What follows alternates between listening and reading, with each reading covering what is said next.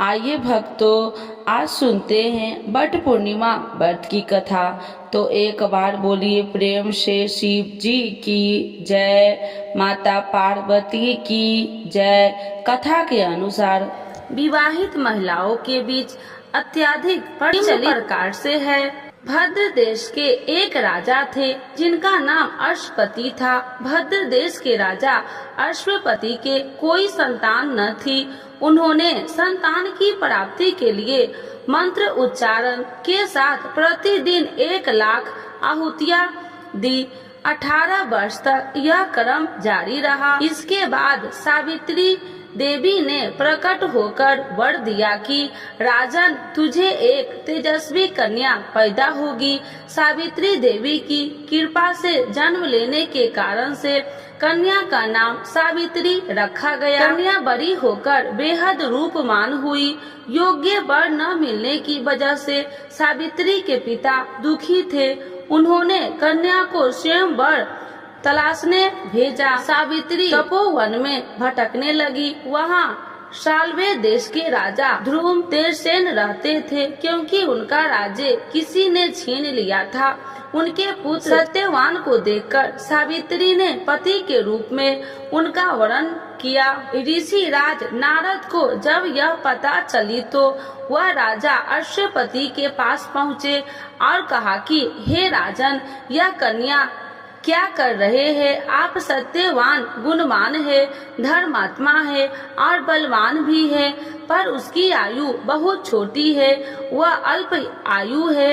1 वर्ष के बाद ही उसकी मृत्यु हो जाएगी। ऋषि राज नारद की बात सुनकर राजा अश्वपति घोर चिंता में डूब गए। सावित्री ने उनसे कारण पूछा तो राजा ने कहा, पुत्री, तुमने जिस राजकुमार को अपने वर के रूप में चुना है वह अल्प आयु है। तुम्हें किसी और को अपना जीवन साथी बनाना चाहिए। इस पर सावित्री ने कहा कि पिताजी, आय कन्या अपने पति का एक बार ही वरण करती है, राजा एक बार ही आज्ञा देते हैं और पंडित एक बार ही प्रतिज्ञा करते हैं और कन्यादान भी एक बार ही किया जाता है। सावित्री हट करने लगी और बोली, मैं सत्यवान से ही विवाह करूंगी। राजा अश्वपति ने सावित्री का विवाह सत्यवान से कर दिया। सावित्री अपने ससुराल पहुँचते ही सास ससुर की सेवा करने लगी। समय बीतता चला गया। नारद मुनि ने सावित्री को पहले ही सत्यवान की मृत्यु के दिन के बारे में बता दिया था। वह दिन जैसे जैसे करीब आने लगा, सावित्री अधीर होने लगी।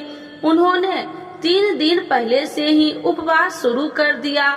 नारद मुनि द्वारा कथित निश्चित तिथि पर पितरों का पूजन किया। हर दिन की तरह सत्यवान उस दिन भी लकड़ी काटने जंगल चले गए। साथ में सावित्री भी गई। जंगल में पहुंचकर सत्यवान लकड़ी काटने के लिए एक पेड़ पर चढ़ गए। तभी उसके सिर में तेज दर्द होने लगा।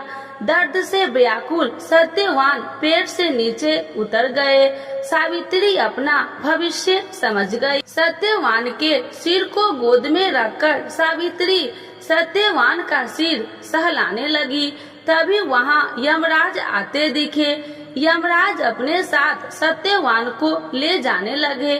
सावित्री भी उनके पीछे पीछे चल पड़ी। यमराज ने सावित्री को समझाने की कोशिश की कि यही विधि का विधान है, लेकिन सावित्री नहीं मानी। सावित्री की निष्ठा और पति परायण को देखकर यमराज ने सावित्री से कहा कि हे देवी, तुम धन्य हो, तुम मुझसे कोई भी वरदान मांग। पहला वरदान। सावित्री ने कहा कि मेरे सास ससुर वनवासी और अंधे हैं, उन्हें आप दिव्य ज्योति प्रदान करें।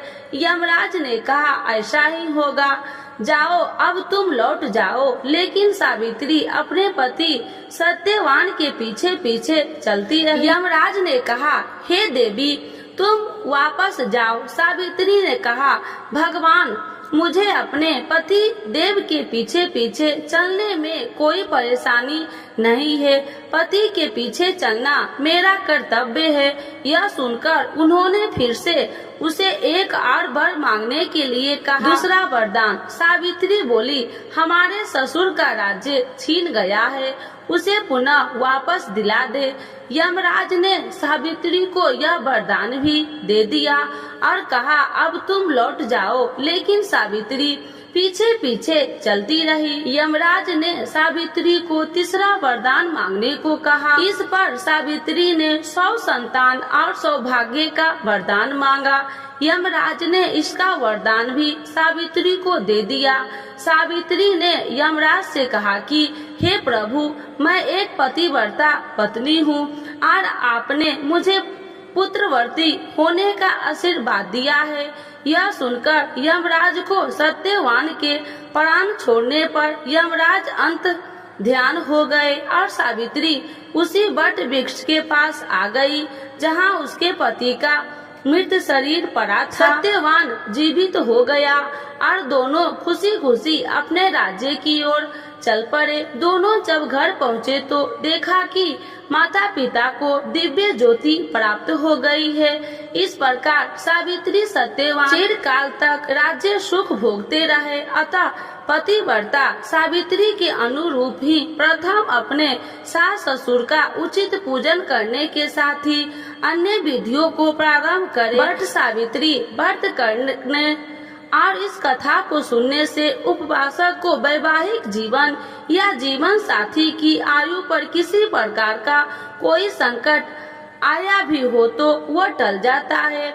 तो एक बार बोलिए प्रेम से शिव जी की जय, माता पार्वती की जय, सावित्री सत्यवान की जय। पूर्णिमा तिथि को भी रखा जाता है। आइए जानते हैं पौराणिक मान्यताओं के अनुसार इस दिन पतिव्रता सावित्री अपने पति सत्यवान के प्राण यमराज से वापस लेकर आ गई थी। इस दिन सुहागिन महिलाएं अपने पति की लंबी आयु और स्वास्थ्य के लिए व्रत रखती है। आइए जानते हैं क्यों की जाती है वट वृक्ष की पूजा। वट वृक्ष में त्रिदेव यानी ब्रह्मा, विष्णु और महेश का वास होता है। इसके साथ ही वट वृक्ष की इन शाखाओं को सावित्री का रूप माना जाता है।